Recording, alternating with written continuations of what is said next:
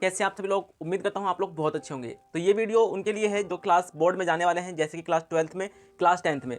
तो सबसे पहले स्टार्टिंग प्लान मैं आपको बताऊंगा कि कैसे आपको अपनी क्लास को स्टार्ट करना है। जो भी डाउट है आज मैं सारे डाउट आपको क्लियर करूंगा। अगर आप प्रिपेयर कर रहे हैं 95% के लिए, तो उसके लिए भी मैं आपको बताऊंगा कि आपको कैसे पढ़ना है और कैसे आपको स्टडी प्लान करना है। तो चलिए स्टार्ट करते हैं। सबसे पहला पॉइंट है, आपको सिलेबस का प्रिंट आउट निकलवा के सबसे पहले आपको रख लेना है। क्योंकि देखो यार, सबसे पहले आपको पता होना चाहिए कि आपको पढ़ना ही है। ठीक है, अगर पता रहेगा आपको पढ़ना क्या, तभी तो पढ़ोगे। तो सबसे पहले आपको अपना क्या करना है, रूट मैप बनाना है। जैसे कि हम, ठीक है, हम क्या करते हैं, घर से निकलते हैं और हमें जाना है, ये रहा हमारा घर और हमें जाना है स्कूल। ठीक है, तो हमें अगर इसका रास्ता पता रहेगा तो हम इजीली स्कूल जा पाएंगे और अपने सही टाइम पे पहुंच जाएंगे। ठीक है, लेकिन हमें स्कूल का रास्ता नहीं पता घर से, तो हम क्या करेंगे, भटक जाएंगे और हम सही टाइम पे स्कूल नहीं पहुंच पाएंगे। तो इसी तरीके से आपने टारगेट क्या करा है, आपने टारगेट करा है 95% स्कोर। तो उसके लिए सबसे पहले क्या करना पड़ेगा, आपको पता होना चाहिए कि 95 के लिए आपको करना क्या है।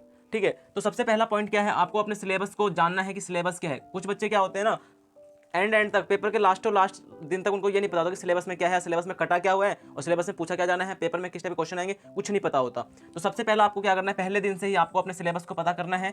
ठीक है, तो ये पॉइंट बहुत ही ज़्यादा इंपॉर्टेंट है। तो अब देखो, नेक्स्ट बात ये है कि आपको कहाँ से पढ़ना है। सिलेबस तो पता कर लिया आपने कि हाँ ये सारी चीज़ें आएंगी, ये चैप्टर्स आएंगे, ये पॉइंट्स आएंगे, ये टॉपिक्स आएंगे। अब कहाँ से पढ़े, ठीक है, अब हमें पढ़ना है एनसीईआरटी से।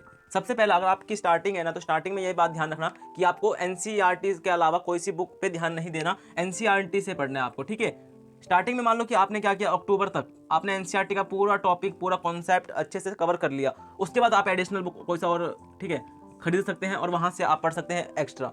ठीक है, तो ये सारी चीज़ें आपको ध्यान रखनी है। सबसे पहले आपको क्या करना है, क्योंकि जो भी एग्जाम पूछा जाना है ना, चाहे सीबीएसई लेवल का हो, एचबीएसई लेवल का हो, चाहे कोई सा भी बोर्ड हो, ज़्यादातर जो पेपर बनाए जाते हैं वो एनसीईआरटी बुक से बनाए जाते हैं। अगर आप इसको डीपली पढ़ लोगे तो आपको एक्स्ट्रा बुक की जरूरत भी नहीं पड़ेगी। अगर आपको मन है तो पढ़ने का तो पढ़ सकते हो, कोई दिक्कत नहीं है। ठीक है, तो यहाँ से भी आप इजीली कर सकते हैं कवर। हमने सिलेबस जान लिया, क्या है हमारा सिलेबस, हमें ये पता चल गया कि हमें, ठीक है, पढ़ना कहाँ से है। उसके बाद हमें ये जानना है कि हमें एक दिन में कितना पढ़ना है, वीक में कितना पढ़ना है और मंथ में हमें कितना सिलेबस करना है।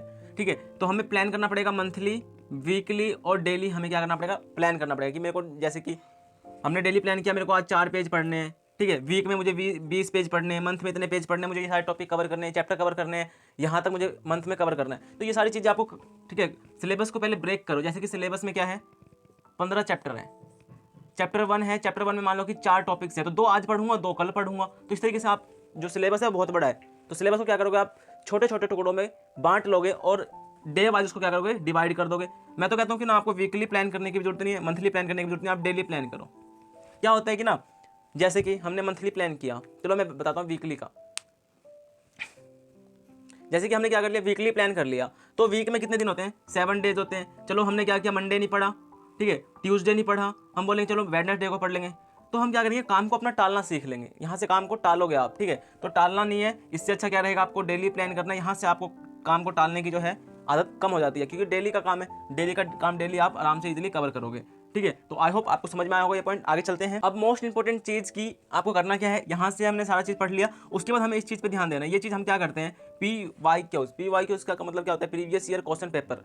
ठीक है, तो ये हम क्या करते हैं, एंड में करते हैं, पेपर के आसपास, जब हमारे पास, जैसे कि दिसंबर में हमारा सिलेबस कंप्लीट हो गया तो हम जनवरी से लगा लेते हैं अपना, ठीक है, प्रीवियस ईयर क्वेश्चन पेपर। तो हमें ये नहीं करना, हमें स्टार्टिंग में ही क्या करना है, एक एनसीईआरटी की बुक लेनी है, उसके बाद एक प्रीवियस ईयर जो क्वेश्चन पेपर होता है ना, उसकी एक अलग से बुक आती है, थोड़ी सी 50-60 रुपये की मिल जाती है।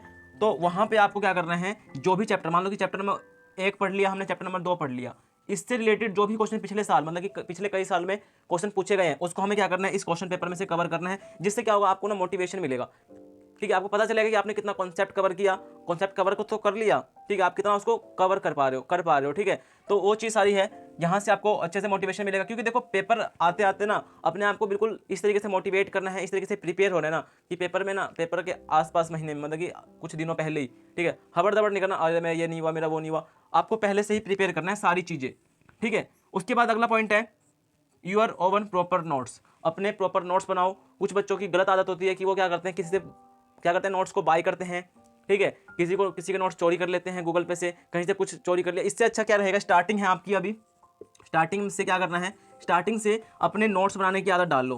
ठीक है, चाहे आप किसी भी क्लास में हो, अगर आप नोट्स बनाते हो साफ साफ राइटिंग में, जितना नोट्स आपका खुद का हैंड राइटिंग का होगा ना, उतना किसी और का अच्छे से समझ में नहीं आएगा। ठीक है, आपकी हैंड राइटिंग आपको अच्छे से समझ में आएगी, आपने क्या लिखा है आपको अच्छे से पता होगा, तो किसी और के नोट्स लेने की जरूरत नहीं है, खुद के नोट बनाओ। ठीक है, उसके बाद लास्ट पॉइंट है रेगुलर रिवीजन की।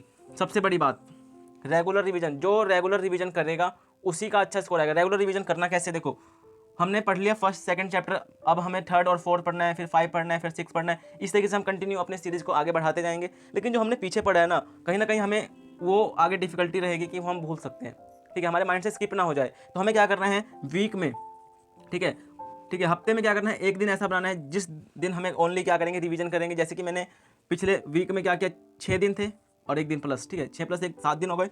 अब इन 6 दिनों में मान लो कि मैंने करा एक चैप्टर, क्योंकि लेंथी चैप्टर था, या लगा लो 2 चैप्टर कर लिया, ईजी था। तो इन्हीं दोनों चैप्टर को हमें क्या करना है, इस एक दिन में रिवाइज करना है। प्रीवियस ईयर क्वेश्चन पेपर में जो क्वेश्चन आए हैं इस चैप्टर से वो करना है, ठीक है। तो आपका बिल्कुल ये लगा लो 95% नहीं 100% आपका स्कोर होगा बोर्ड एग्जाम में, ठीक है।